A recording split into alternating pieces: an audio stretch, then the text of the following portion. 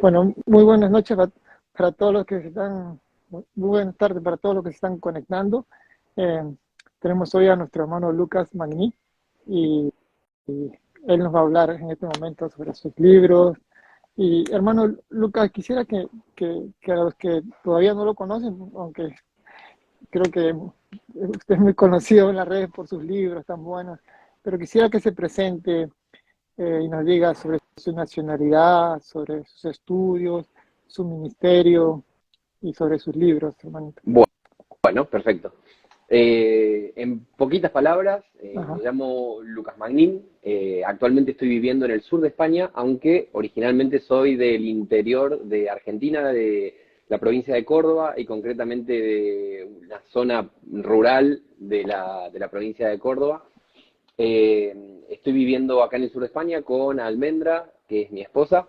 Ujú. Eh, Soy una persona inquieta, eso puedo decir acerca de mí. Soy una persona inquieta y que siempre estoy como buscando conocer más cosas. He sido así desde siempre, desde chiquito. Esa búsqueda me ha llevado a meterme por varios caminos que quizás para alguien mirándolo desde afuera puede decir que tiene que ver una cosa con la otra, pero para mí están muy relacionados entre sí. Diría primeramente que en cuanto a mis estudios, estudié primero comunicación, estudié comunicación social, primero en la Universidad Nacional de Córdoba, comencé en el año 2003 y terminé mis estudios en la Universidad de Siena, en Italia, en la provincia de la Toscana. Mi tesis de comunicación fue sobre la Anunciación y concretamente sobre cómo las pinturas de la Anunciación, sobre todo de la época del Barroco y del Renacimiento, habían retratado el texto bíblico del Evangelio de Lucas. Entonces, intentando hacer una exégesis del Evangelio de Lucas y ponerlo en diálogo con las pinturas de la Anunciación. Concretamente sería dentro del gran mundo de la semiótica del arte. Eso fue mi tesis de comunicación, que es algo que me Ujú. gusta muchísimo, y que ahí aparecen algunas de él, ya en esa primera carrera, ya lejos y hace tiempo, algunos de los temas que me han seguido interesando desde entonces, como pueden ser el arte y como puede ser la exégesis o el análisis de los textos, pensar los textos en sí. Después de estudiar comunicación, estudié literatura, letras modernas concretamente, en la Universidad Nacional de Córdoba. Mi tesis fue sobre la obra de los Beatles y concretamente Wow. sobre dos discos de los Beatles, que son Sgt. Pepper y Magical Ajá. Mystery Tour, que son los dos discos del 67, para quienes hayan visto o leído el libro Cristianismo y Postmodernidad, La Rebelión de los Santos, La probablemente si realidad. conocen un poquito de los Beatles habrán visto que la tapa de La Rebelión de los Santos Sabe. es un homenaje a Sgt. Pepper. Sí, sabe, Eh, exacto. Así que bueno, ha sido ese mi tema de estudio en cuanto a mi licenciatura en letras modernas o literatura. Y de hecho, ya lo he comunicado un poquito así informalmente en las redes, pero antes de fin de año, si Dios quiere, voy a terminar publicando lo que tiene en su comienzo mi estudio de letras en cuanto a los Beatles. Va a salir como libro dentro de no mucho tiempo. Así que a quienes estén interesados en ese tema pueden seguir buscándolo por ahí. Y después de estudiar letras, literatura, estudié una maestría en teología en la Universidad Bíblica Latinoamericana de Costa Rica y mi tesis fue sobre Lutero, concretamente sobre su doctrina de la justificación por la fe, pero quizás no tanto en la perspectiva que generalmente se hace el estudio de la doctrina de la justificación por la fe, que tiene que ver sobre todo con una perspectiva dogmática y de teología sistemática. Más bien me interesó estudiar cómo la doctrina de la justificación de la fe en Lutero interactuaba con su contexto histórico, cultural, económico, político, artístico. Entonces, cuando uno pone esas ideas de la doctrina de la justificación por la fe en el contexto de su época, es una locura, porque tienen muchísimas implicaciones. Y muchas veces los protestantes nos hemos quedado simplemente del lado de una serie de argumentos de teología sistemática, diríamos, pero bueno, es una doctrina que tiene muchas cosas más para dar y para ofrecer. Así que eso ha sido un poco mi recorrido en cuanto a mis estudios. Eh, También he hecho un recorrido en la música, aunque hace un tiempo que no estoy haciendo nada de eso, debo admitirlo. No se puede hacer todo en la vida, las horas del día son poquitas. Correcto. Sí, sí, bueno, uno tiene que elegir un poco. Así que en los últimos años me he metido más concretamente con la literatura, que siempre ha sido un tema que he llevado y he desarrollado firmemente desde hace muchos años, pero es cierto que durante mucho tiempo escribí pero no publiqué.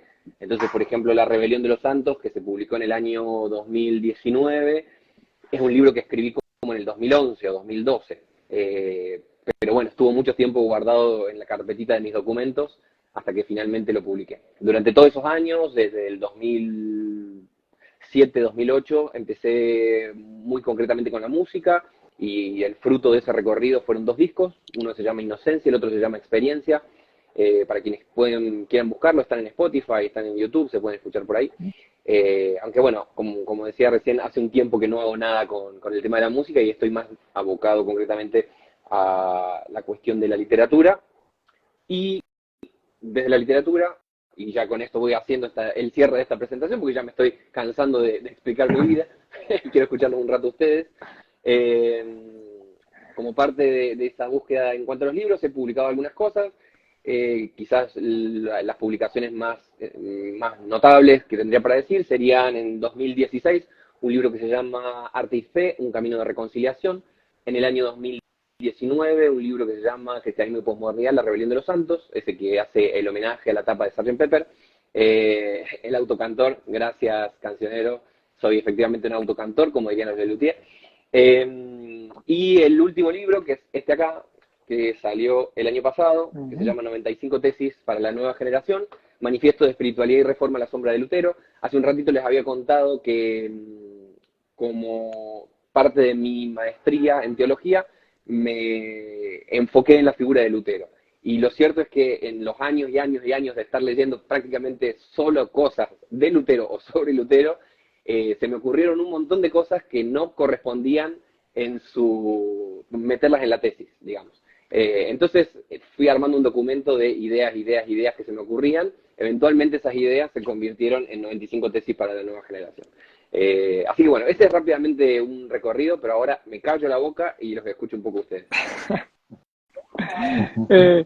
Bien, yo quería comentar a hermano Luca una publicación que hizo usted en su historia y me pareció muy interesante, que refleja el sentir de un esposo, ¿no? Que ama a la esposa, como Cristo nos dijo, ¿no? Y donde usted puso, donde estemos juntos será nuestro hogar, ¿no? Me pareció tan profundo, ¿no? Salió del fondo del corazón y de verdad que eso refleja mucho el amor de un esposo hacia la esposa, ¿no?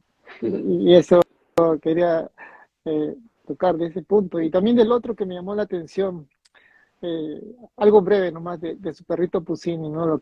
Lo que marcó en la época difícil, ¿no? Especialmente cuando empezaba la pandemia. No sé si Así puede es. contar algo breve antes de empezar. Me parece muy interesante. Así es. Bueno, concretamente, como bien lo sabe reconocer ahí, que estoy viendo el comentario de Jonah, que le mando un abrazo grande desde acá, la frase "donde estemos juntos será nuestro hogar" es una frase de Gustavo Cerati, que Oh, fue el compositor esa, y la mente creativa de Soda Stereo. claro, Bueno, claro. es una canción ya de su carrera solista. "Donde estemos juntos será nuestro hogar", me parece una de esas frases fascinantes. Cerati tenía una capacidad de síntesis, de Sí. decir cosas maravillosas en muy poquitas palabras. Otra de sus frases que me encanta es "cuando uno no ama, compra". Y me parece que son esas frases infinitas, ¿no? Pero bueno, yendo concretamente a la pregunta sobre Puccini. Puccini fue nuestro Sí, sí. perrito, es nuestro perrito, Ajá. aunque ahora no lo tenemos con nosotros. Puccini está en Argentina, lo están cuidando mis suegros de momento. Y lo cierto es que con Almen siempre decíamos que éramos ateos de las mascotas, porque no nos generaban mucha cosa, o sea, no teníamos un vínculo emocional muy profundo, pero bueno, pasó la pandemia y esas cosas raras, que debe haber sido Dios el que lo hizo posible, pero Ujú. en medio de la pandemia, todo el mundo con las mascarillas y guardado en la casa, recién empezaba la pandemia. Almen salió en un momento a comprar el pan y cuando estaba volviendo a la casa la empezó a seguir el perrito y él abrió la puerta, el perro se metió y entró a la casa como si nada. Así que bueno, Eso. pusimos unos carteles en todo el barrio para ver si alguien se le había perdido. Nosotros no queríamos saber nada con el perro de ninguna manera. Ujú. Al final nadie lo reclamó y terminamos, bueno, enamoradísimos de Puccini y abriendo como una dimensión emocional que ni siquiera sabíamos que teníamos.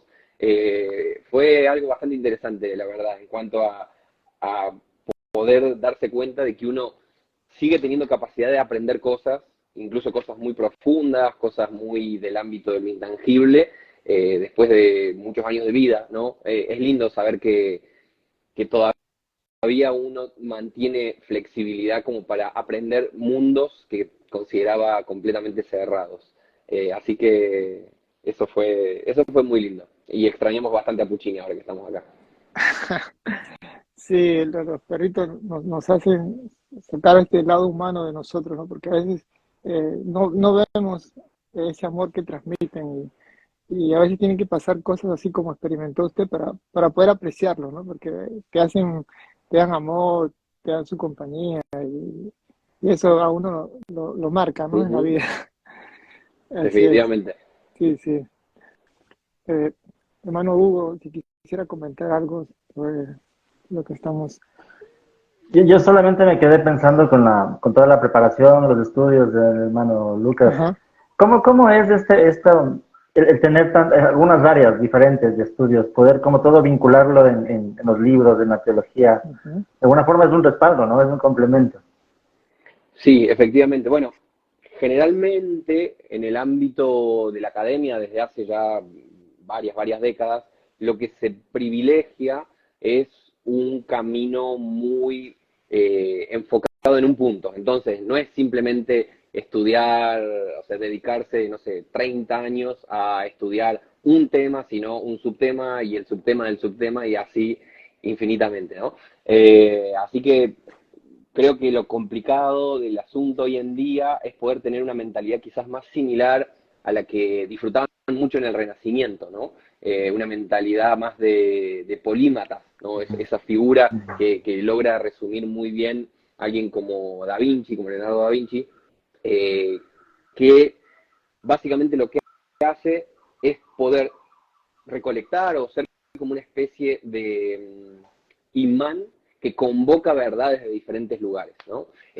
Convoca quizás verdades que en sí mismas, dentro de su especificidad teórica, por así decirlo, se negarían entre sí o haría falta cortar entre sí, pero en lo personal considero que cuando uno, por ejemplo, hace dialogar la comunicación, la teología y la literatura, que ha sido un poco mi recorrido de estudio, surgen cosas que al menos a mí me parecen muy interesantes, muy motivadoras, y de alguna manera todo mi recorrido artístico, literario, está muy marcado por todo eso. Yo, queriendo o sin querer, todos estos puntos los voy poniendo siempre en diálogo entre sí, y me parece que ese mestizaje que se produce entre diferentes áreas del saber es muy productivo.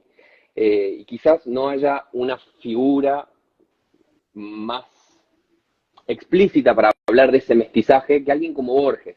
A mí me gusta muchísimo la literatura de Borges y Borges tenía esa capacidad de poder sintetizar el conocimiento literario, filosófico, teológico, artístico de diferentes lugares del mundo. Y es muy interesante porque hay algo en lo latinoamericano, y esto lo han trabajado mucho los teóricos de la teoría postcolonial, hay algo en lo latinoamericano que se asienta en esta cuestión del mestizaje, de no tenerle miedo al mestizaje, ¿no? Porque quizás en otras sociedades, como más marcadas por, como lo diría de una forma no chocante, marcadas por ciertas tensiones raciales y de clases, donde hay una distinción inamovible entre grupos, lo que ha pasado en América Latina ha sido un mestizaje muy grande de diferentes, no solamente razas, sino también niveles culturales, de diferentes tradiciones culturales,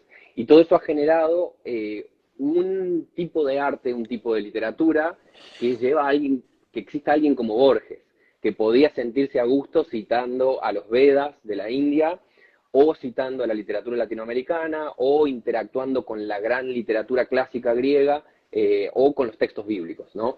A mí me gusta mucho ese mestizaje, me encanta, y por eso en mi recorrido artístico, literario, cultural, he intentado siempre hacer esos cruces. Me parece que salen cosas muy lindas cuando iluminamos cierto aspecto del saber o de la verdad a la luz de otro aspecto. Sí, Excelente. gracias, hermano, muy interesante. Bien, hoy, como lo prometimos en la publicación, hoy vamos a estar sorteando este libro de Dogmática Reformada. Ah, vamos a sortear y aparte vamos a escoger la mejor pregunta que el hermano Lucas Magni escoja para obsequiar otro libro. O sea, van a ser 2 libros que se va a obsequiar. Y hermano Lucas, si quisiera comentarnos sobre este libro para que la gente sepa. Bien. Bueno, el ejemplar que tenés ahí en tus manos Sí. es la Dogmática Reformada de Hermann Bavinck, uno de los grandes teólogos de la tradición reformada. Uh-huh. Esta es la edición condensada en un solo volumen. La obra original de Bavinck, la obra clásica, sería, constaba de 4 volúmenes. Esta es una edición condensada, y es un gran aporte a la literatura teológica en español. Entre las cosas que hago, también trabajo como editor asociado de Editorial CLIE, y concretamente estuve a cargo de todo el proceso de corrección de este volumen, ¿no?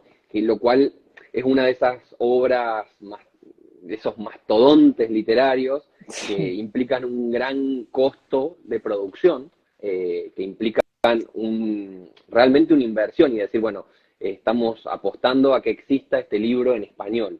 Así que esperamos que realmente se pueda apreciar lo que implica que exista un texto como este en español. Y en lo personal, el recorrido de haber atravesado la corrección de estas 1000 y pico de páginas que tiene, fue todo un desafío de varios meses de poder encontrar también no solamente una prosa que sea coherente y lógica con la forma de escritura de Bavinck, que escribe a fines del siglo XIX, principios del siglo XX, sino que también sea algo que nosotros, como habitantes del siglo XXI, o sea, ha pasado ya muchísimo tiempo desde que se escribió este texto, entonces puede haber una gran distancia cultural entre la forma de escribir de hace 100 años y nuestra forma de leer hoy, ¿no? Entonces es muy fácil que sea muy árido un texto como este, además un texto grandísimo para un público amplio hoy en día. Entonces, bueno, en mi rol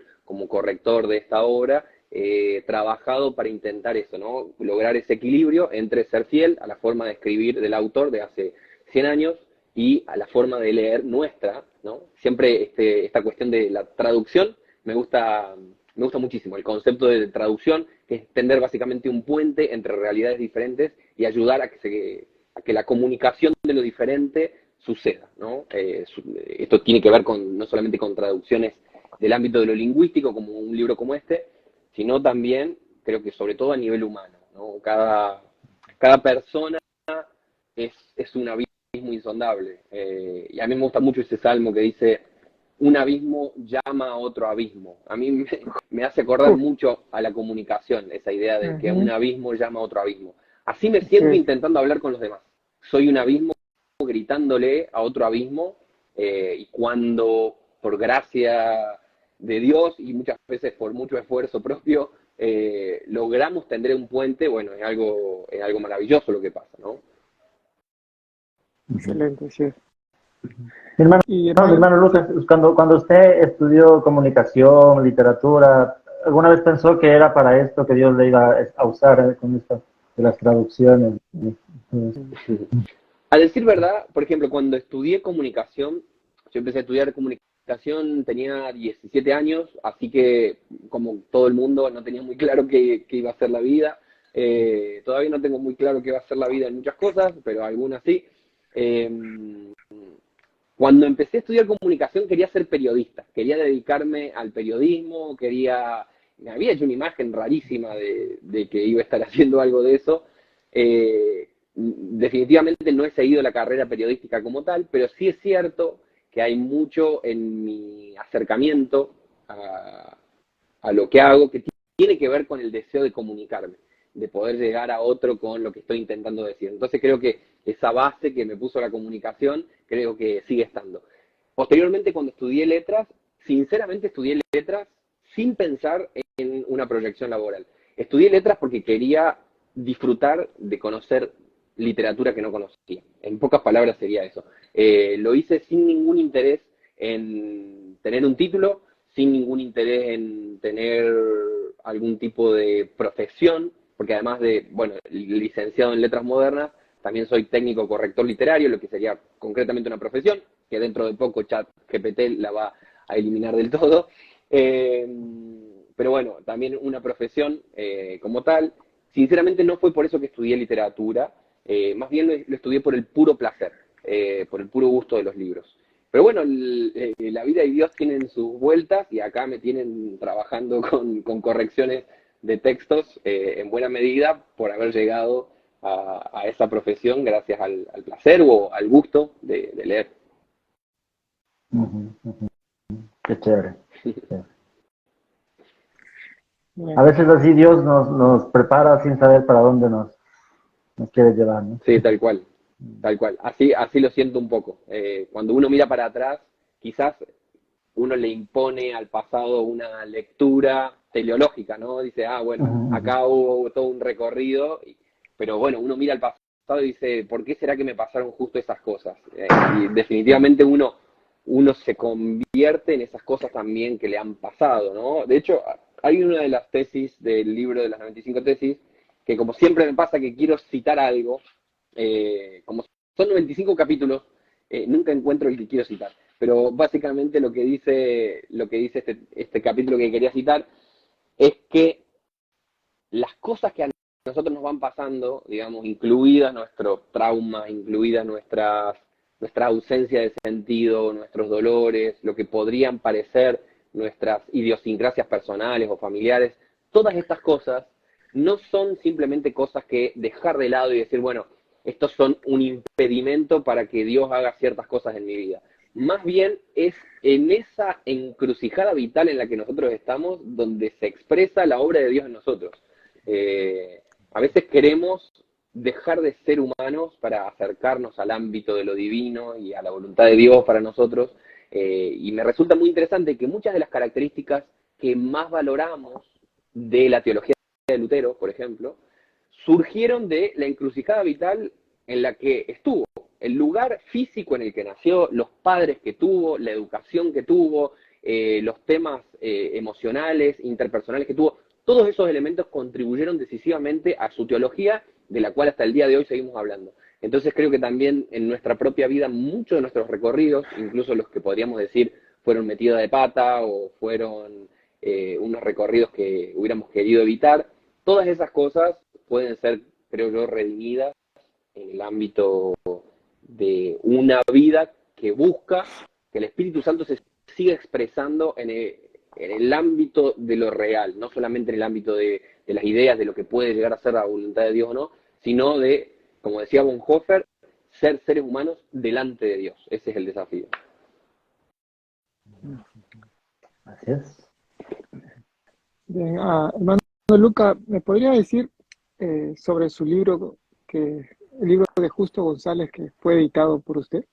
Así es. Bueno, Uh-huh. podemos hablar también un poquito de este otro. Todavía no recibí el de Babin, pero sí, acá, el de Justo, ya lo Sí, tengo. bueno. El libro, bueno, de Justo también es otro de los que he Uh-huh. corregido yo. Es un texto muy, muy hermoso y que disfruté de poder acercarme al texto bíblico con ojos frescos, ¿no? Este es un Uh-huh. comentario al libro de Lucas, al Evangelio de Lucas, y a los Hechos de los Apóstoles. Justo González, para quienes no lo conozcan, es uno de los grandes teólogos que tenemos Uh-huh. en Claro. nuestro idioma. Él es cubano, es de tradición metodista, y también tuve el privilegio de que Justo escribiera el prólogo de 95 tesis para la nueva generación. Así que fue lindo poder participar de la corrección de este texto, del comentario al Evangelio de Lucas y a los Hechos de los Apóstoles, y justamente al hacer ese recorrido también me iba anotando cosas, y decía, bueno, esto está interesante para hablarlo en algún video, esto está interesante para alguna vez hacer algo, ¿no? Y así fue que eventualmente hace, ¿cuánto? Unas 3 semanas terminó saliendo un videito que se llama algo así como 10 cosas que dijo Jesús y entendimos mal, o algo por el estilo, un nombre de esos que pueden llegar a funcionar para YouTube, y que bueno, que traigo a colación algunas de las cosas lindas que aprendí leyendo este libro de Justo González, y otros textos también, ¿no? Otros textos que también incluyo en la bibliografía. Siempre, para los que no hayan visto ninguno de los videos de Teología Pop, en mi canal hay varios, y si Dios quiere y si me da la vida, espero seguir poniendo algunos. Siempre comparto mis referencias bibliográficas, siempre las van a encontrar en las descripciones, porque me parece que uno necesita poder brindar las herramientas para que uno pueda seguir investigando sobre el tema. Así que, bueno, este videito, 10 cosas que dijo Jesús y entendimos mal, salió hace un par de semanas, en buena medida basado en este libro hermoso de Justo González. Sí, muy bueno, hermano Justo, su libro de historia del cristianismo, muy bueno. Es un clásico. Sí, un clásico. Sí, para los que no saben, quería mencionarles que ahora se están dando unos cursos de historia del cristianismo y lo pueden ver en mi canal Dani Padilla 93 en YouTube. Pueden ingresar para verlo y Dios mediante vamos a continuar dando cursos gratuitos, ¿no? Para que las personas puedan aprender más de la palabra del Señor. Gracias. Hermano, ¿y nos puede comentar del libro 95 tesis, la tesis 12, cuando nos dice que para la obra del Señor es fundamental contar con buenos amigos? Parece interesante ese punto de la 95 tesis. Bueno, el librito este, 95 tesis para la nueva generación, básicamente contiene 95 declaraciones, 95 tesis, como las de Lutero, pero que a diferencia de las de Lutero, que eran simplemente las frases y que tenían todas que ver con un solo tema, que era la cuestión de las indulgencias, en este libro yo trato sobre un montón de temas y desarrollo cada una de esas frases en un ensayo breve, ¿no? Entonces, la tesis 12 es: para hacer la obra de Dios es fundamental contar con buenos amigos, y lo que cuento es un poquito acerca de cómo se forja la Reforma.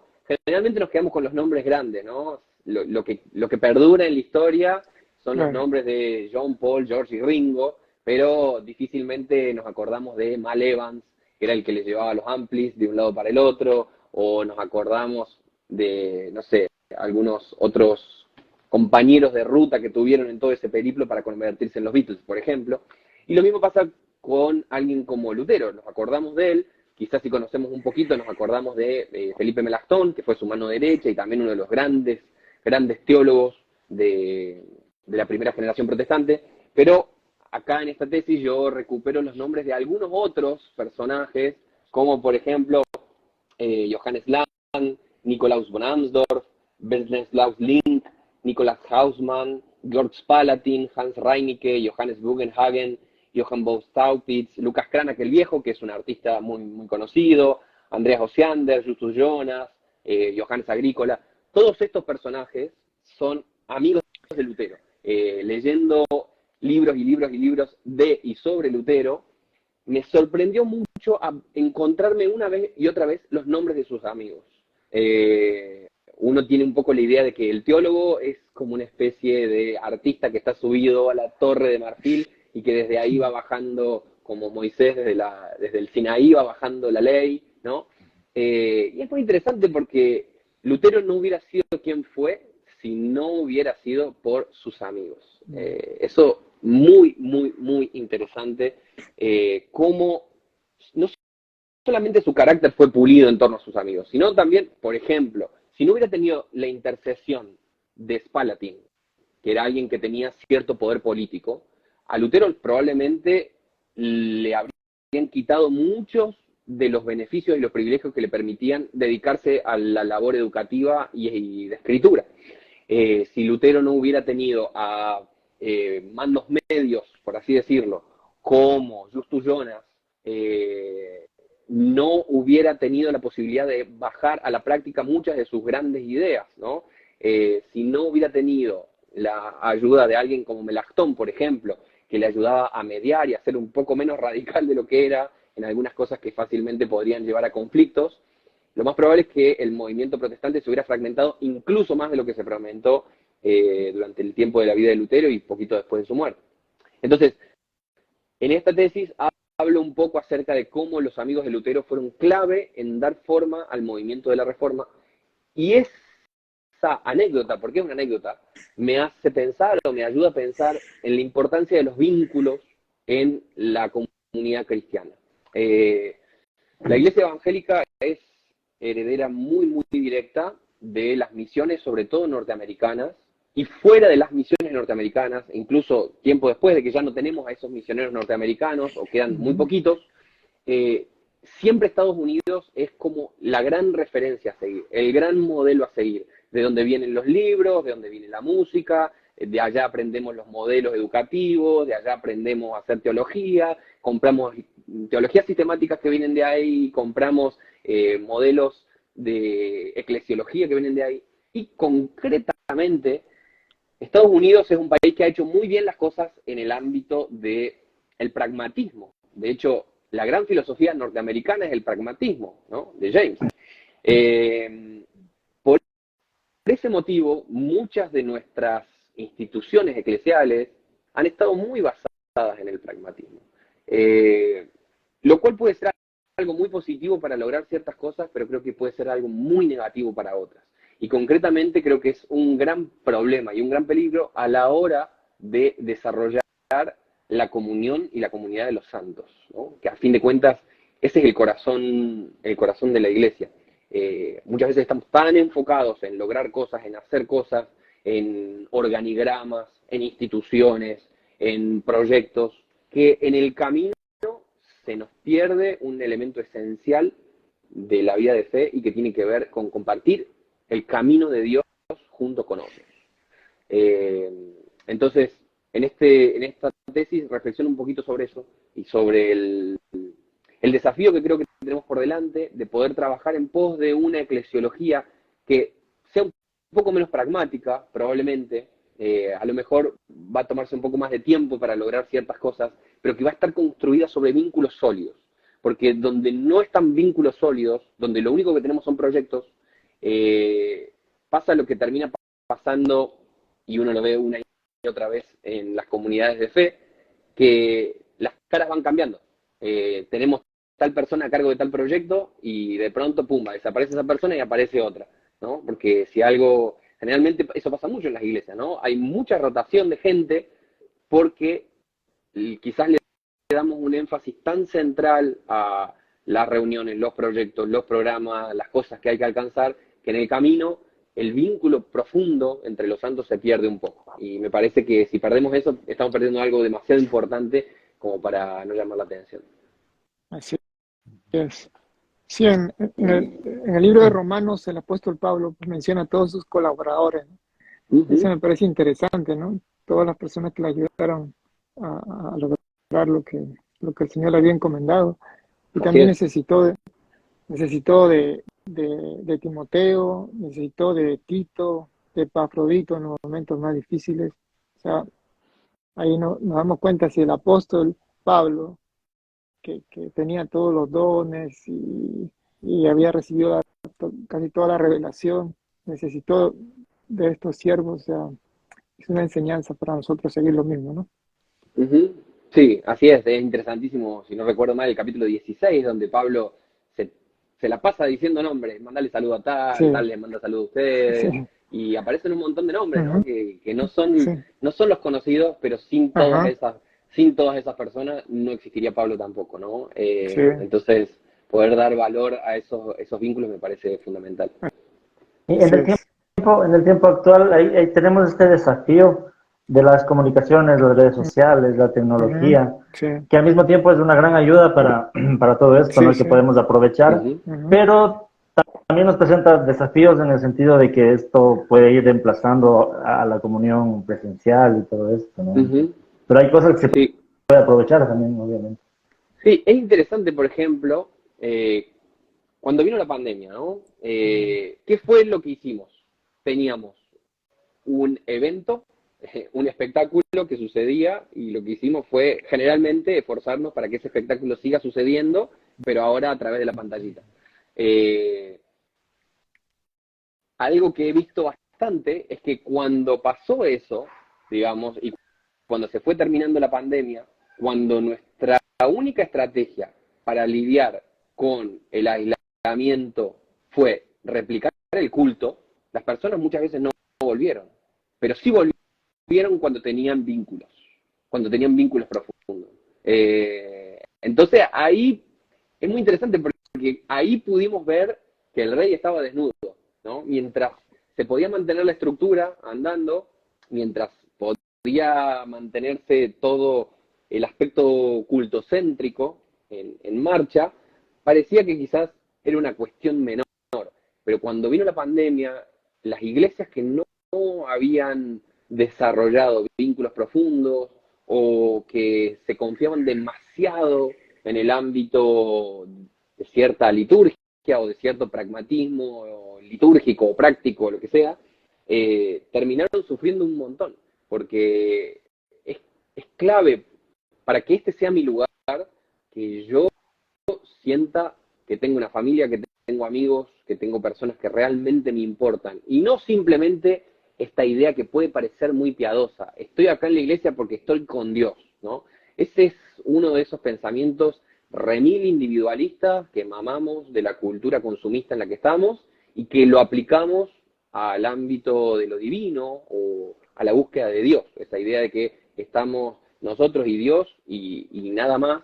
Y cuando uno se pone a leer el Nuevo Testamento, es muy interesante que constantemente el Nuevo Testamento está haciendo referencia a estas relaciones y al hecho de que Dios se le revela a su pueblo. ¿Sí? Dios no tiene un ascensor que baja y sube en el asiento de cada uno, sino que hay un encuentro de Dios con su pueblo y que me parece muy, muy importante para que podamos pensar otros modelos de ser y de hacer iglesia, porque si seguimos confiándonos en modelos basados en ciertas instituciones modernas, en una época posmoderna la vamos a pasar bastante mal. Y creo que la pandemia fue una llamada de atención al respecto.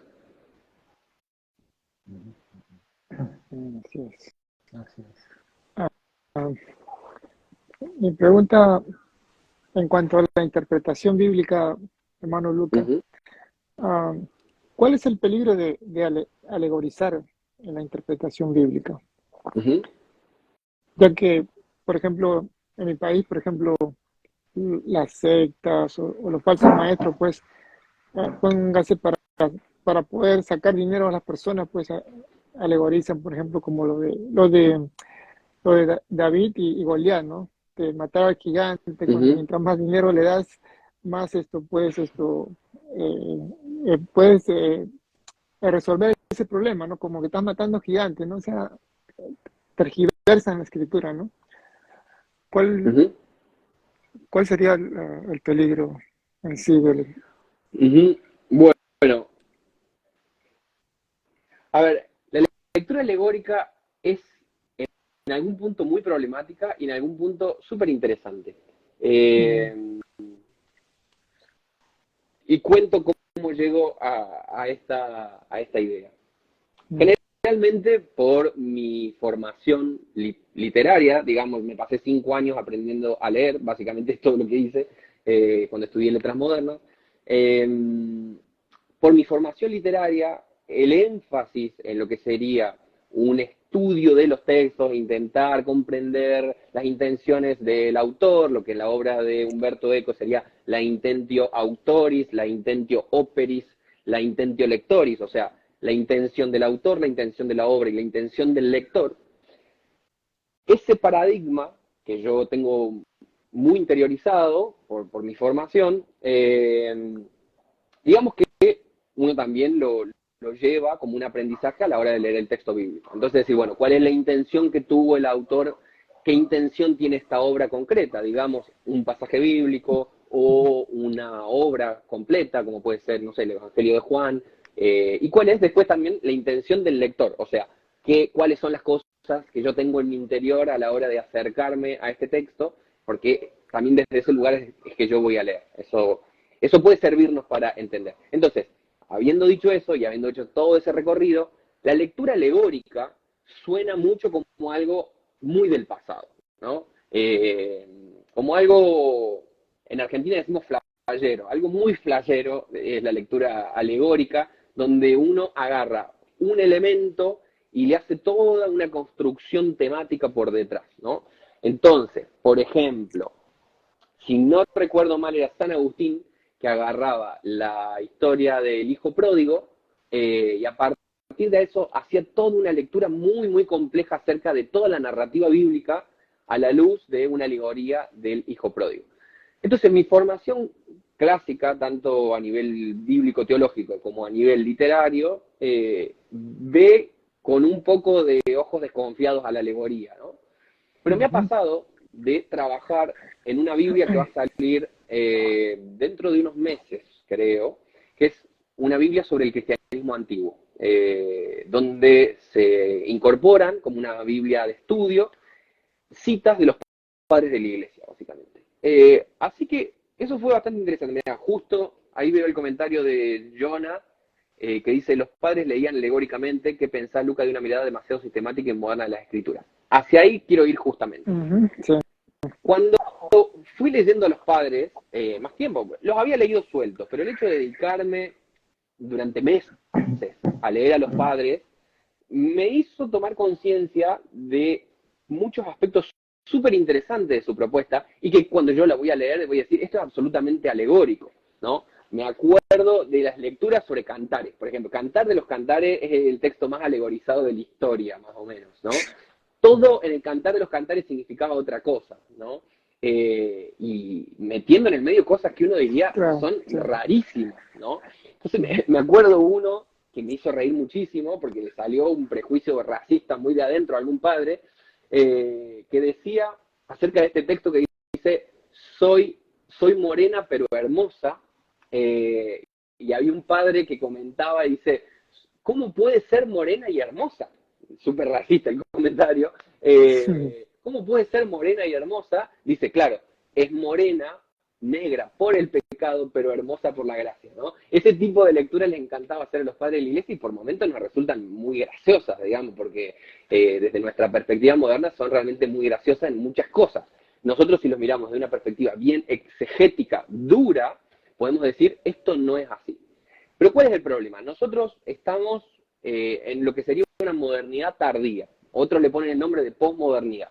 Es decir, a las espaldas tenemos 500 años de desarrollo intelectual en una línea marcada por la ilustración, por el método científico, por el racionalismo y, efectivamente, como decía John hace un rato, por una cuestión de una teología sistemática, ¿no? Miguel pregunta cómo se llamará esa Biblia. Creo que se va a llamar Biblia del Cristianismo Antiguo. Estén atentos, va a salir creo que hacia fin de año, principio del año que viene. La Biblia del Cristianismo Antiguo. Me perdí un poquito. Estaba hablando acerca de que desde una perspectiva muy moderna, donde las cosas se leen desde los ojos del método científico, sistemático, ilustrado, muchas veces lo que hacemos es ir a buscar a la Biblia una confirmación de una forma de leer que tiene más que ver con nosotros que con la Biblia misma. ¿Por qué? Porque la Biblia fue escrita en un contexto cultural y en una cosmovisión de mundo antigua, no moderna. Los antiguos no tenían problemas como tenemos nosotros con cuestiones como el misterio. Ellos estaban tranquilísimos con el misterio. En la modernidad el misterio no se soporta. En la modernidad tiene que haber respuestas medibles, estandarizadas, sistemáticas, plausibles, en todos los puntos. Y si existe la menor divergencia entre un punto y otro, la mente moderna estalla, no lo soporta. Y es muy interesante que en la mente antigua no pasaba eso. Entonces, muchas veces en nuestro deseo, como hijos de una modernidad tardía, de leer textos bíblicos, le imponemos un corset muy moderno al texto bíblico que está escrito desde otro paradigma cultural, ¿no? Entonces, parte de amar el texto bíblico creo que es acercarnos intentando escuchar la voz del texto, pero también desde el paradigma y la cosmovisión de esa época, ¿sí? No intentar imponer nuestra mirada y nuestro corsé racionalista moderno a textos que han sido escritos hace miles de años. Eso diría en primer lugar. En segundo lugar, diría que algo interesante de los padres es que ellos se permitían hacer esos juegos. De esto voy a hablar un poquito en un video que estoy planeando para más adelante sobre el Antiguo Testamento. Los padres de la iglesia se permitían hacer muchos juegos alegóricos, ¿no? A veces muy tirados de los pelos para nuestra visión tan moderna, porque tenían muy en claro la base de la fe. El depósito de la fe era clarísimo para ellos. Entonces, como era claro el depósito de la fe, arriba de ese depósito ellos jugaban para un lado, para el otro. Nosotros vemos a 1500 años de historia sus malabares y decimos, esto es cualquiera. Acá se fueron de mambo, no está diciendo eso el texto, esto es una exageración, etcétera, ¿no?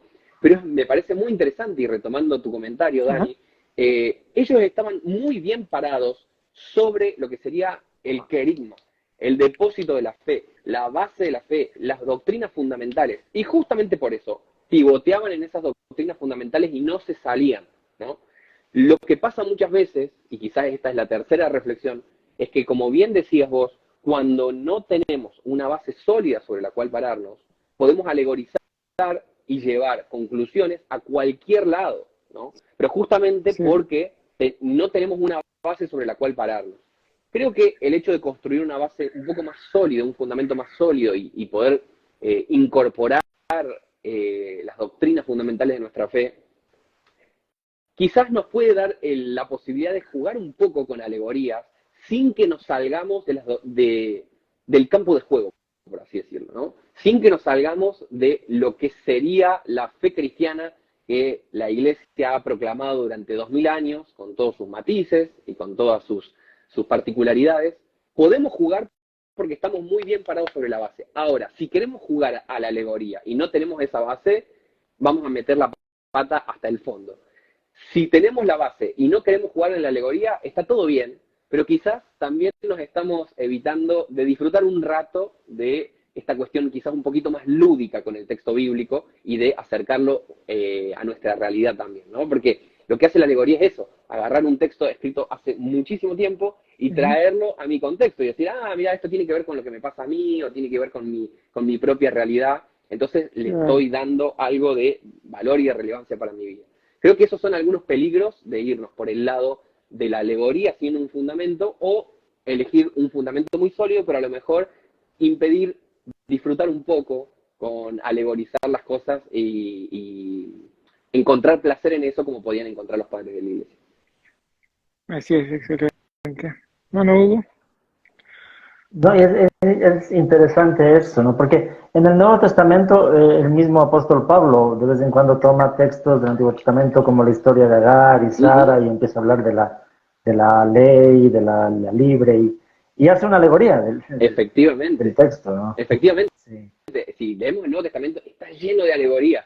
¿Por qué? Porque pertenecen a una mentalidad semítica y porque pertenecen a una mentalidad antigua. Ellos no piensan con un molde moderno, racionalista, ilustrado. Esos son moldes que nosotros heredamos, pero que ellos no tenían, entonces no sentían mucho de las incomodidades que sí sentimos nosotros.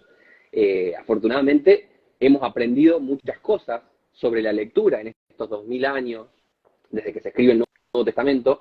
Hemos aprendido muchas cosas acerca de teoría de la lectura, teoría de la interpretación, que nos ayudan a reconocer algunos límites o algunos problemas, ¿no?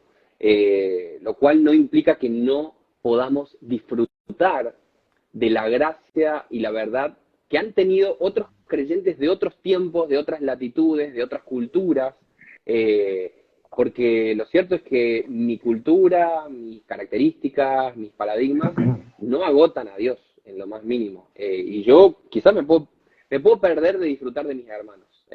Pero en lo personal yo quiero hacerlo, quiero aprender a disfrutar de mis hermanos, incluso cuando hablan en lenguas y viven en geografías y en épocas que son muy diferentes de las mías. Claro. Claro, y no desmerecer que Dios puede usar ese tipo de interpretaciones. Estaba pensando que el mismo Agustín de Hipona, y esto lo dice Justo González, llegó al cristianismo después de oír a Ambrosio de Milán Ujú. interpretar de forma alegórica algunos pasajes del Antiguo Testamento, ¿no? De hecho, podríamos decir que sin la alegoría de Ambrosio no existiría un Agustín. Ajá. Eh, Sin Agustín no existe ni Lutero, ni Calvino, ni nadie, eso, porque son todos hijos intelectuales de San Agustín. Entonces, sí, creo que muchas veces eh, la alegoría en el tiempo reciente se, ha, se están mirando con un poquito de ojos nuevos, en el sentido de que mientras van creciendo los estudios sobre la patrística, por ejemplo, donde se va reivindicando el periodo de la Edad Media, que fue un periodo muy bastardeado por el paradigma moderno. Para un paradigma súper cuadrado y súper sistemático como el moderno, la Edad Media era vista siempre como la Edad Oscura. Como 1000 años de oscuridad donde no pasó nada, básicamente, y que estaban esperando hasta que llegara Martín Lutero con la luz de la razón y abrir ahí el tiempo del método científico, de la ilustración, etcétera, ¿no? Pero bueno, hoy en día, y desde hace ya varias décadas, se viene revisando nuestro conocimiento del medioevo, por ejemplo, lo cual también nos ayuda a redescubrir su forma de entender las cosas. Eso me parece súper interesante porque es acercar un poquito a la sabiduría de las épocas a nuestra propia época. Decía C.S. Lewis que debemos evitar algo que él llamaba el esnovismo cronológico. Esnovismo cronológico es decir, lo que yo tengo, lo nuevo, eso es lo bueno. Por eso decía C.S. Lewis que siempre recomendaba leer por cada libro nuevo a 2 libros viejos, porque haciendo eso te ibas a evitar de ser un snob de tu propia época, ibas a poder incorporar a tu reflexión la sabiduría de tiempos pasados. Muy bueno, ¿no? Bien. Según lo que dice Lucas 6:30, hermano, cuando dice Jesús, a cualquiera que te pide, dale. Claro, luego dice, y al que tome lo que es tuyo, no, no se lo devuelva. Pero, ¿cuál sería la interpretación correcta y la aplicación en este texto, hermano? Porque a veces Uh-huh. mucho queremos hacer lo que dice la palabra de Dios, pero a veces podemos quizás ser de tropiezo por una mala interpretación bíblica, ¿no? Uh-huh. Es interesante la cuestión de la interpretación, porque sobre la exégesis y sobre la interpretación de los textos se han vertido cientos y miles de litros, ríos de tinta sobre el hecho Ujú, mismo de interpretar. sí, Porque detrás de cada interpretación existe un paradigma de comprensión de la realidad. Entonces, cada uno comprende bajo, se está parando sobre la base de un paradigma para interpretar la realidad. Por eso existen también tantas interpretaciones sobre tantas cosas.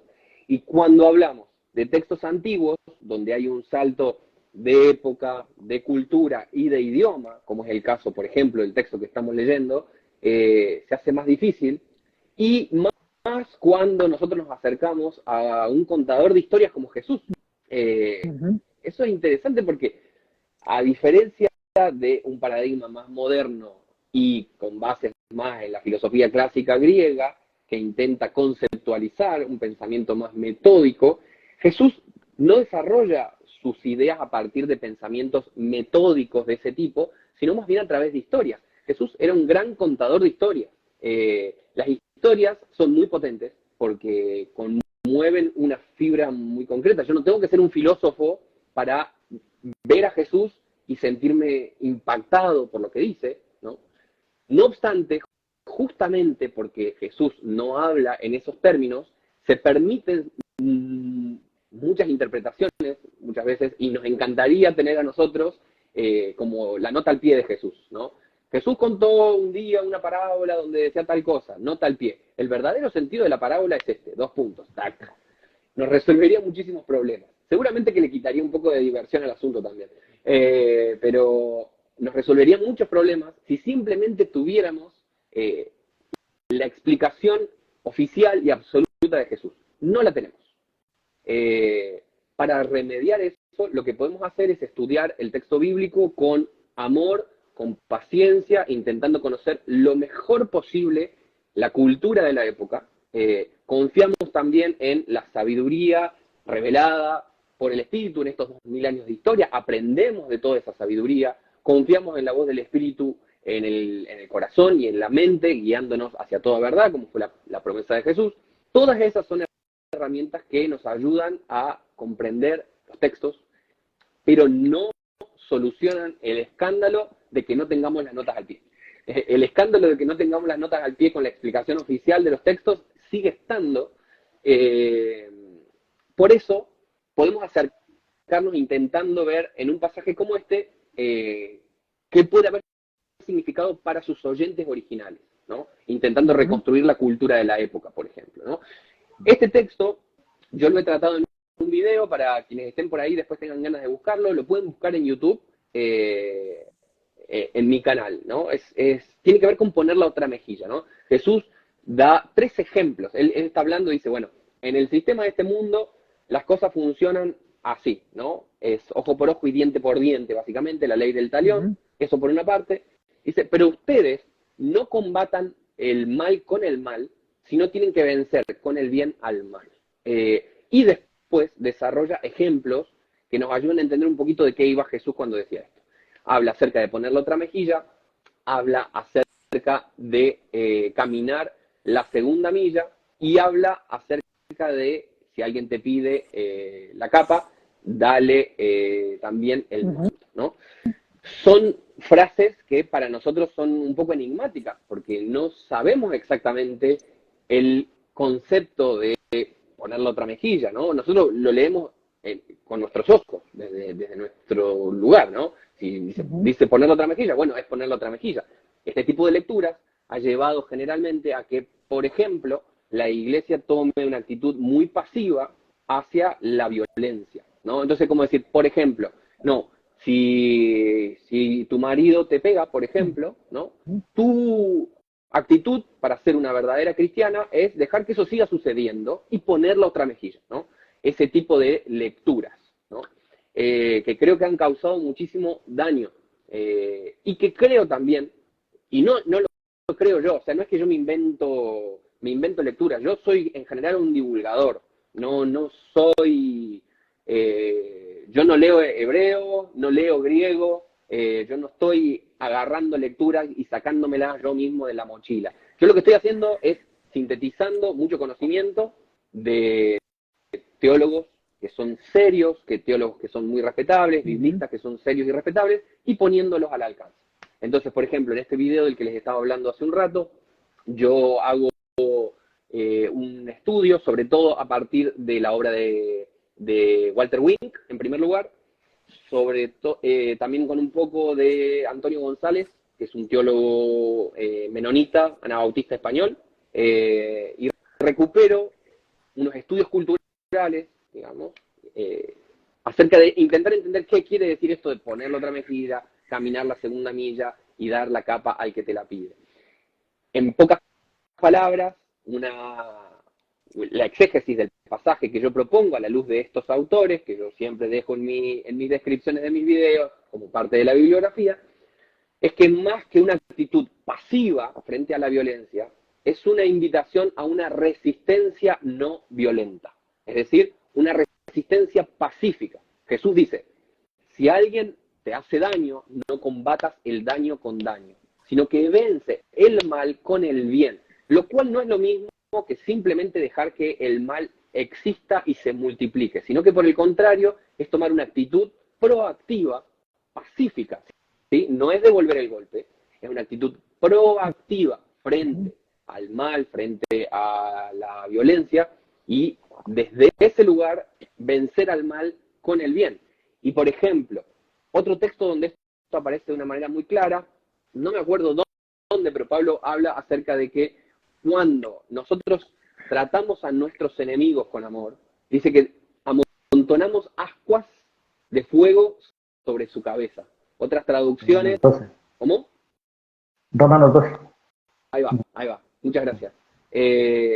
Dice justamente que cuando hacemos eso, amontonamos ascuas de fuego sobre su cabeza. Otras traducciones ponen directamente, se van a llenar de vergüenza por lo que están haciendo. Sí, ese ¿Sí? es más literal. Se van a llenar de vergüenza por estar actuando como están actuando, ¿no? Uh-huh. Entonces, creo que esa es una forma de entender las palabras de Jesús que respeta más su contexto histórico, que respeta más la narrativa de la Biblia y el mensaje de Jesús. O sea, por ejemplo, cuando a Jesús en su juicio le pegan una cachetada, técnicamente, si le leyéramos literalmente, deberíamos decir, bueno, inmediatamente Jesús puso la otra mejilla para que le pegara el soldado del otro lado también.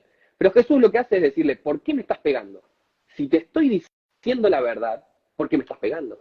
¿No? Entonces, creo que una interpretación que hace más sentido a este pasaje y, como digo, a la narrativa bíblica en general, es una invitación a resistir al mal con el bien, a una resistencia pacífica, no a devolver el golpe, no a devolver con la misma moneda del mal y de la violencia, sino por el contrario, devolver al mal con el bien y en ese sentido vencer al mal desde el bien.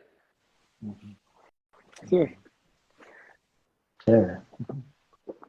¿Comentario, hermano Hugo? No, Okay. Comentarios. Okay. En cuanto a Mateo 19:24, cuando dice que es más fácil pasar un camello por el ojo de una aguja que un rico entre en el reino de los cielos, ¿cuál sería la interpretación correcta, ¿no? Porque algunos, cuando uno busca en comentarios, mayormente se van al contexto cultural y de ahí sacan la interpretación, ¿no? ¿Cuál sería ahí la interpretación correcta, hermano Luca? Bueno, vuelvo, hago un poco el prólogo que hice recién. Ajá. Nos pasa mucho con Jesús, que nos gustaría que tengan notas al pie en frases como esta, Sí. que son frases, son imágenes, ¿sí? Nos gustaría que diga simplemente, es más fácil, o sea, es muy difícil que un rico entre el reino de los cielos, por esto, todo explicado muy, muy sistemática y lógicamente, pero Jesús nos habla a partir de imágenes muy plásticas. Para interpretar un texto como este se han intentado varias cosas. Una de las más conocidas es decir que había una puerta llamada el ojo de la aguja, que había, cuando un camello quería pasar, se tenía que agachar y pasar por ahí. Generalmente he visto esa interpretación en algunos libros de procedencia un poco dudosa y en foros de internet.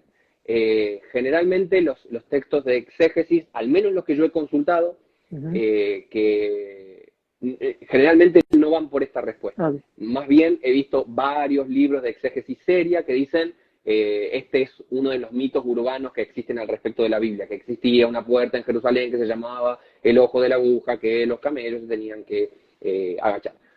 Otra interpretación sobre este pasaje, que es una ligada, según información que anda corriendo por internet, tiene que ver con Jerónimo y con una traducción de Jerónimo, donde camello en realidad tiene que ver con la palabra soga, sería como una mala traducción del original.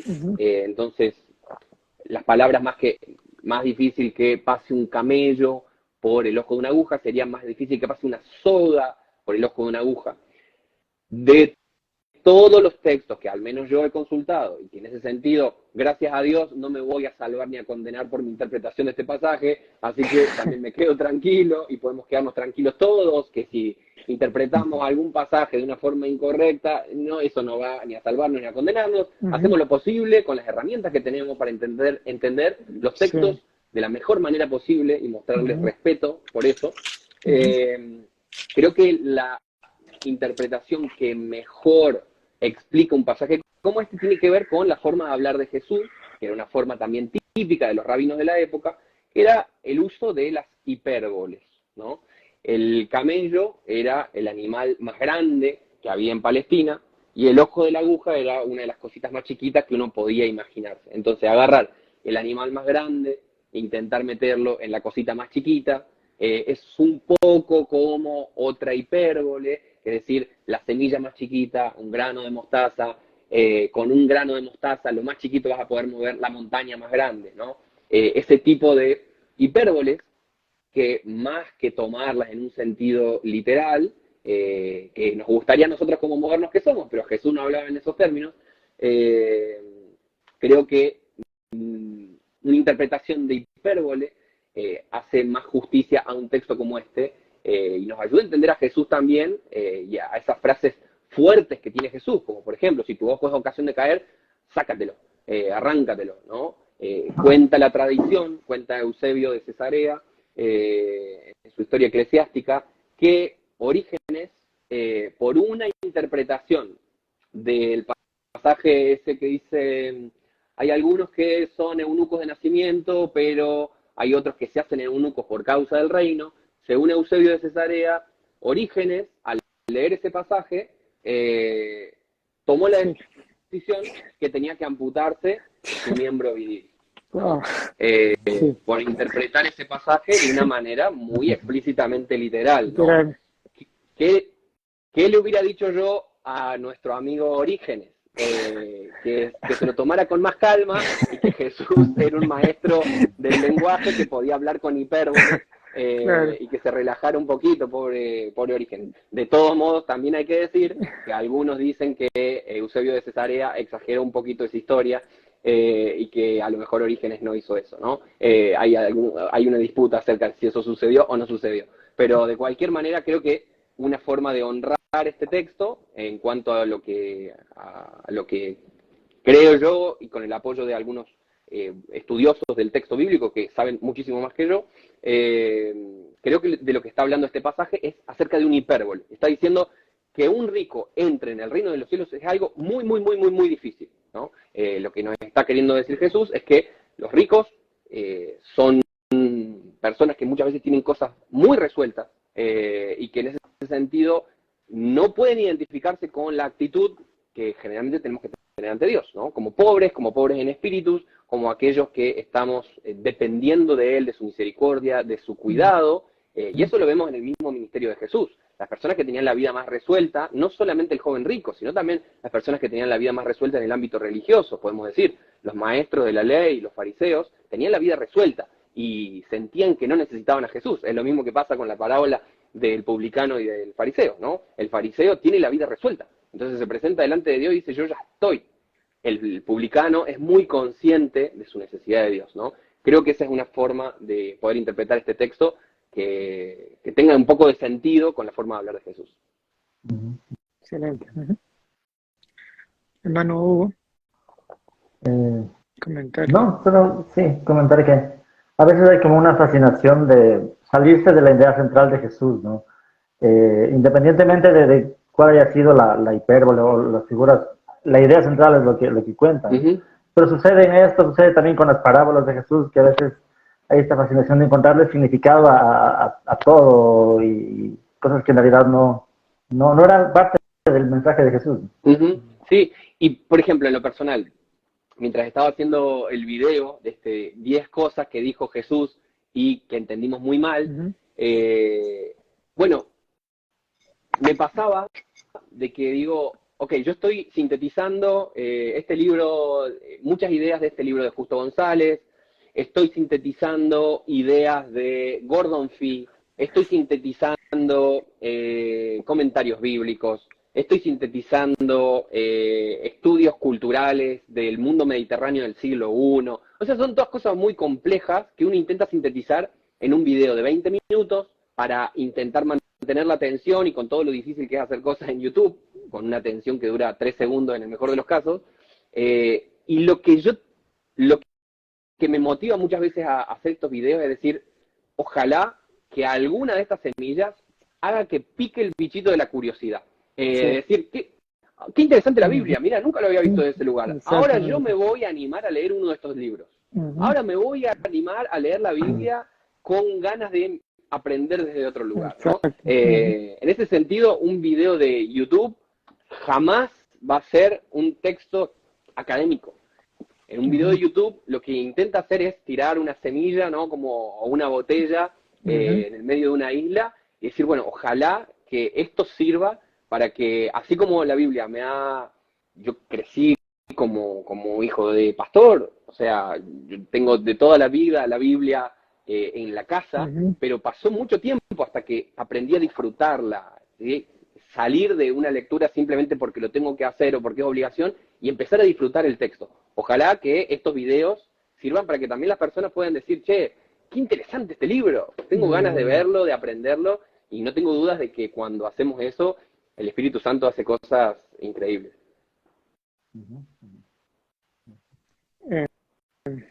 Excelente. Antes de hacer la última pregunta, quería tocar una pregunta, hermano Luca, de acá de la audiencia, que me pareció interesante, del hermano Betel, que dice, ¿qué impacto ha tenido la teología pop en nuestro contexto actual, especialmente sobre los jóvenes que han abrazado la teología reformada clásica? Bien, qué interesante. Bueno, para quienes no sepan, yo tengo una sección de mi canal que se llama justamente Teología Pop. Son videos donde intento combinar la teología con la cultura pop. Y creo que este tipo de puentes son muy importantes, son muy valiosos porque estamos rodeados de cultura pop. En canciones, en memes, en videos, en películas, en series, en cómics, en animes. Por todos lados tenemos la cultura pop. Haciendo como un paralelismo con Hechos 17, la cultura pop es el lugar donde nos movemos, existimos y somos. Por eso creo que poder tender puentes entre nuestra fe y la cultura pop es algo muy, muy importante, porque si no, se arma como un abismo, ¿no? Tengo toda una vida por acá, que es la vida de Dios, por así decirlo, ¿no? Acá yo leo la Biblia, tengo mis devocionales, voy a la iglesia, sirvo en el ministerio, aprendo sobre exégesis, leo a algunos autores, etc. Y después está el resto de la vida. Acá miro Netflix, acá escucho Spotify, acá salgo con mis amigos, acá veo memes, acá me río de videitos de gatos de TikTok. Y son dos vidas como aparentemente imposibles de solucionar. Eso hace que nuestra mente cree una dualidad que no creo sea el sentido del Evangelio, para nada, y que también tiene serios problemas para hacer que las próximas generaciones, las nuevas generaciones, sientan que la fe tiene que ver con ellos. Porque a mí me interesan todas estas cosas. A mí me encanta ver memes, mirar videos de gatitos en TikTok, mirar series en Netflix y compartir con mis amigos mientras escucho una música en Spotify que está de moda, ¿no? Si me importa toda esta vida y la fe no tiene que hacer nada con esto, yo voy a decir, esto no tiene nada que ver conmigo. De ninguna manera voy a interesarme por Jesús, porque Jesús es un mundo absolutamente aparte de todas estas cosas que me importan. Por eso hace no mucho estaba compartiendo una charla y hablaba acerca de lo importante de evangelizar los anhelos, ¿sí? Muchas veces nos quedamos en la evangelización de las ideas, pero cuando evangelizamos los anhelos, las cosas más profundas, los deseos de nuestro corazón, se conecta a algo mucho más grande que simplemente esta idea está equivocada y esto es correcto, porque estoy conectando con lo profundo. Decía San Agustín, nos has creado para ti y nuestro corazón está inquieto hasta que vuelva a ti, ¿no? Ahí se produce algo muy fuerte, ¿no? Cuando logramos conectar los deseos más profundos de nuestro corazón con la fe que creemos, se produce algo muy importante porque no estoy simplemente hablando de ideas sobre Dios, ¿no? Sino que estoy hablando acerca de cosas que me importan profundamente. Ahora, ¿lo que me importa profundamente es igual al Evangelio? Claro que no. Por eso es tan importante poder construir puentes apologéticos, podríamos decir, ¿no? Es lo que hace Pablo en Hechos capítulo 17. Pablo dice, ahí encontré un altar al Dios desconocido. Bueno, justamente de ese mismo Dios les vengo a hablar, ¿no? Se toma el atrevimiento, Pablo, de encontrar un aspecto que existe en el deseo profundo de esta cultura, los atenienses, reconoce ese deseo y dice, ese deseo a mí me sirve, porque de ese deseo es que justamente te vengo a hablar y desde ahí yo voy y hago el camino hacia el Evangelio. Creo que si la cultura popular está por un lado y el Evangelio está por el otro, es muy triste en primer lugar porque no sabemos cómo dialogar, ¿sí? Pareciera que nosotros tenemos algo para decir que nadie más está interesado en escuchar, y cuando en realidad uno se pone a escuchar bien, la cultura pop está llena de ecos de Dios por todos lados. Dice Philip Yancey que son como rumores de otro mundo. En el arte y en la cultura popular encontramos rumores de otro mundo que nos llevan a los anhelos trascendentes, a los anhelos espirituales, pero para que se pueda hacer esa conexión muchas veces tenemos que recorrer el puente. Teología pop es un intento de crear ese puente, justamente. Excelente. Bien. Bien, la última pregunta, hermano, de la noche es sobre este libro, que también habla en... ¿Qué nos puede un comentario así directo, ¿no? Bueno, este es un librito, ¿no? es un librito muy, muy interesante. Se llama La vida, la muerte y el más allá a través de la Biblia. Claves para la comprensión de los textos sagrados.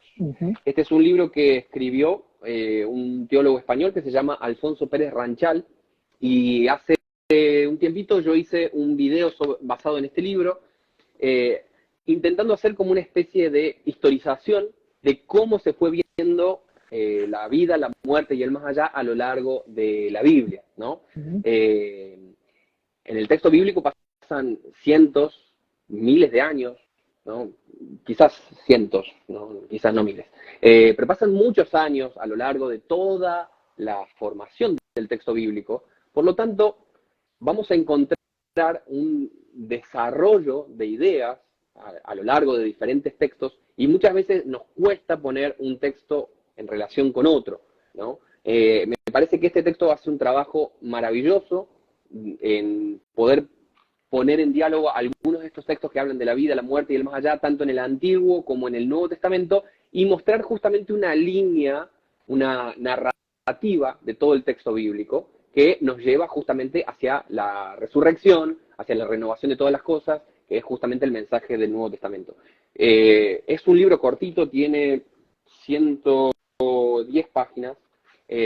Yo lo disfruté mucho en la lectura, aprendí un montón de cosas, y me parece que para muchas personas que tienen preguntas acerca de la vida, la muerte, el más allá, qué hacemos con todo eso, este libro les puede servir un montón. Por lo pronto pueden buscar en mi canal de YouTube el video donde hablo acerca de esto, pero más que mi video, si tienen ganas de aprender sobre esto, les recomiendo el libro que está buenísimo. Es de Alfonso Pérez Ranchal y se llama La vida, la muerte y el más allá a través de la Biblia. Excelente, hermano. Muy bien. Bien, hermano, ¿alguna pregunta? Como hoy estamos sorteando un libro, el libro justamente de Dogmática Reformada, pero también vamos a obsequiar otro libro igual, pero a la mejor pregunta, ¿no? No sé si usted ha visto alguna pregunta que le parezca de todas las que han hecho, porque hay varias preguntas, pero quisiera que usted escoja a ver la que le parezca. Perdón que no estuve pudiendo ver las preguntas, pero sí. Me hace desconcentrar un poco para poder desarrollar ideas que a veces son un poco complejas. Así que perdón que no estuve mirando mucho los mensajes, sí. Pero a ver, vamos a intentar ver alguna pregunta. No sé si ustedes estuvieron viendo alguna que les parece que está buena para abordar. ¿Alguna que me quieran decir? Aquí hay una que pregunta a Miguel Ángel Getial: ¿cómo predicar el Evangelio a los jóvenes que son bombardeados con las ideologías? Algunas de estas interpretan las escrituras a su manera. Bueno, creo que esa es la pregunta que se ha hecho, que los cristianos se han hecho durante toda la historia. Lo que está pasando en nuestros días es que el cristianismo ya no es la ideología dominante de Occidente. Antes, como el cristianismo era como un paradigma global de la cultura occidental, parecía que había menos distancia entre la fe cristiana y la forma de la cultura. Parecía que más o menos decían lo mismo. Hoy en día eso se ha ido alejando cada vez más, entonces sentimos que hay una distancia enorme entre lo que nosotros creemos y lo que cree la cultura de nuestra época. Pero lo cierto es que eso ha pasado en toda la historia, siempre ha pasado eso, porque nunca se confunde el evangelio con la cultura de una época concreta. Nunca se confunde la cultura europea, por ejemplo, o la cultura latinoamericana, o la cultura norteamericana, con el evangelio, ¿no?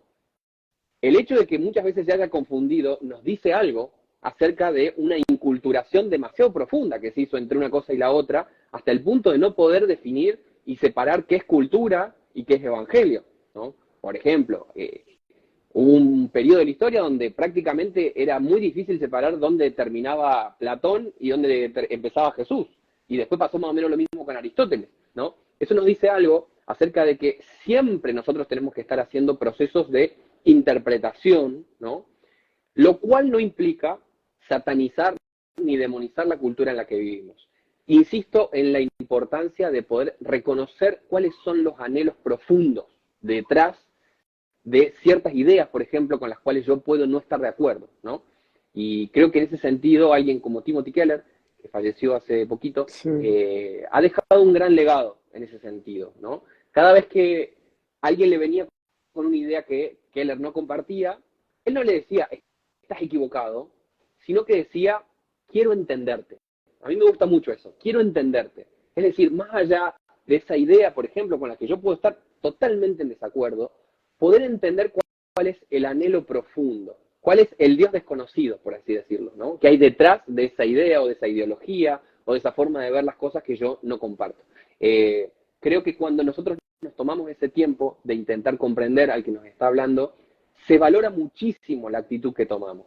Entonces, quizás yo puedo seguir en desacuerdo y la otra persona puede seguir en desacuerdo conmigo, pero que va a apreciar el hecho de que yo me tomé el tiempo de escucharlo, de intentar entenderlo, eso no hay ninguna duda. Y muchas veces esa actitud puede pavimentar el camino al evangelio muchísimo más que dar una respuesta correcta y absoluta y definitiva y la madre de todas las bombas, de todas las respuestas.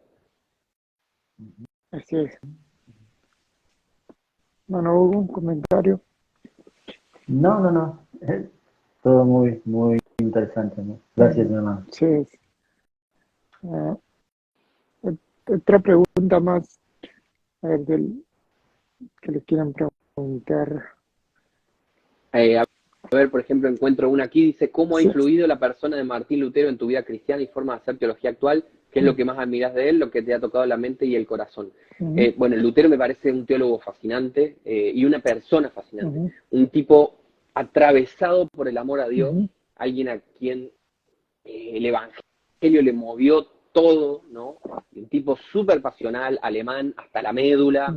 Y en lo personal, Lutero ha sido un gran compañero de mi camino de fe en los últimos años. Empecé a estudiarlo en el 2016, creo, y desde entonces no he parado de leer libros de él o sobre él, intentar entender un poco este personaje que ha desatado tantas cosas.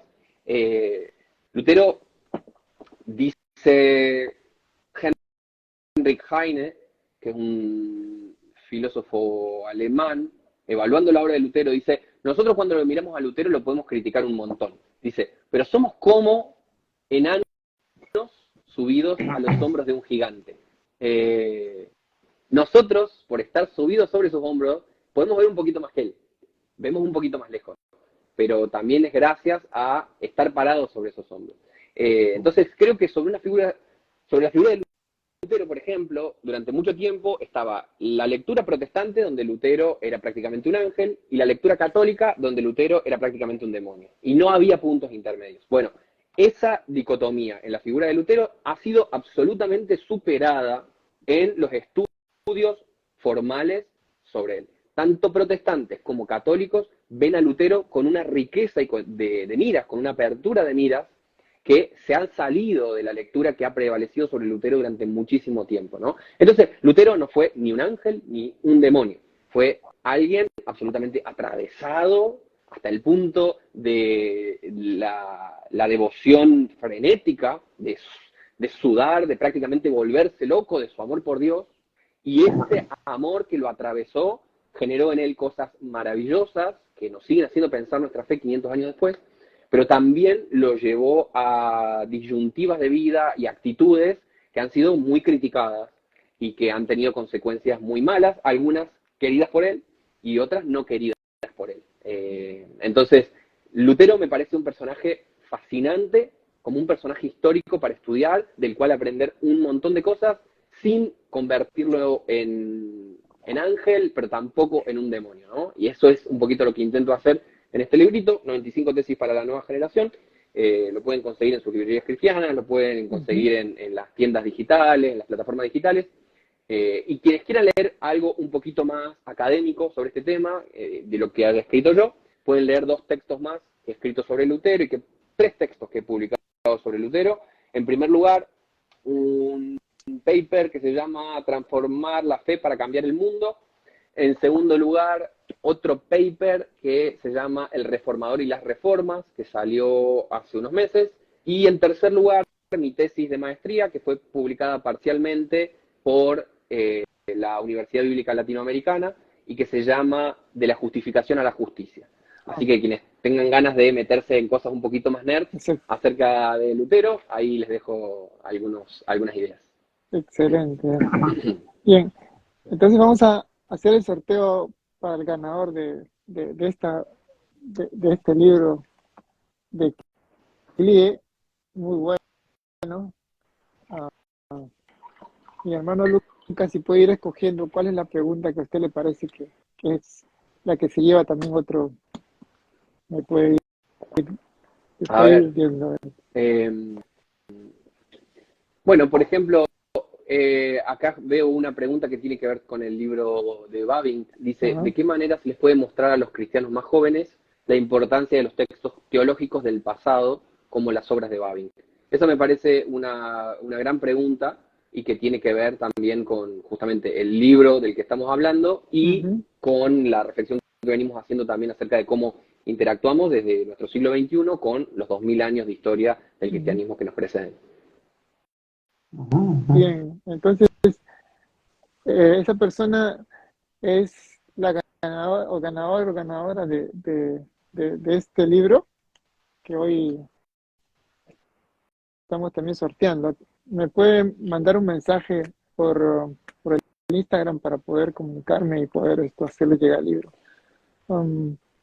El sorteo, hermano Hugo, si lo podría, por favor, para mí. Ya. El otro libro es para los que reaccionaron en la publicación que tú hiciste de esto.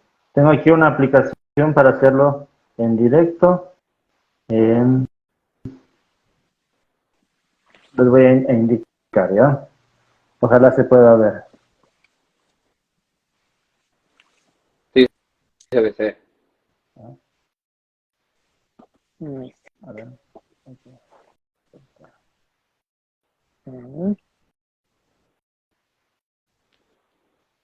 9, 8. ¿Quién es el Ahí está. ganador? Se actualiza. No sé si se lee, pero es Alexandra Fuenmayor M. Ahí dice. Ok. Bueno, felicitaciones a la persona que acaba de ganar este libro. Que va a ser de mucha bendición. Y me manda un mensaje también para poder hacerle llegar ese libro. De verdad. Bueno, Lucas, muchísimas gracias por haber aceptado la invitación. Este live ha sido de mucha edificación para muchas personas que hoy se han contactado y gracias de verdad, Bueno, de corazón. gloria a Dios por eso, gracias Dani por la invitación, Hugo también, gracias por compartir este tiempo, gracias a cada una de las personas que se conectaron y perdón si no pude contestar alguna de las preguntas, intento en las redes más o menos llegar con todo, pero a veces es difícil entre el trabajo y los compromisos. Les dejo una invitación también para quienes tengan ganas El día miércoles voy a estar dando una masterclass sobre Chesterton Sí. y concretamente sobre este libro precioso Exacto. que se llama Ortodoxia. Voy a estar dando una masterclass sobre eso. Pueden entrar a mi perfil, Lucas-Magnin, me tienen acá, y pueden encontrarlo ahí para inscribirse, para participar de la masterclass gratuita. Pueden hacerlo sin ningún problema. Y vi también otra preguntita que hicieron un poquito más arriba acerca de cómo es el nombre de los textos de Lutero. Más fácil todavía. Si entran a mi perfil y van al link de la bio de mi perfil, los va a llevar a una parte que dice libros o textos o algo por el estilo, y ahí están varios textos gratuitos que yo estoy regalando, donde van a encontrar los libros sobre Lutero. Así que creo que esa es la forma más fácil de hacerlo. Y bueno, nuevamente les agradezco por esta invitación y gracias a cada una de las personas que se conectaron. Muchas gracias, hermano. Muchas gracias, hermano. Un honor para nosotros compartir Así con es, usted. hermano. Les mando Y, un gran abrazo. Me voy a tomar una sí, sopita con mi esposa. que lo disfruten, que lo disfruten. Muchas gracias, hermano Lucas. Bueno, gracias. Un abrazo grande. Gracias por este tiempo. De igual manera. Amén. Hasta luego. Bendiciones. Gracias a todos y esperamos que compartan este contenido porque nos ayuda también a poder seguir llevando la palabra del Señor, ¿no?, a muchas personas. Denle like y los esperamos para el próximo en vivo, Dios mediante. Muchas gracias a todos. Gracias, Dani. Nos vemos. Gracias, hermano Hugo. Bendiciones. Chao, chao.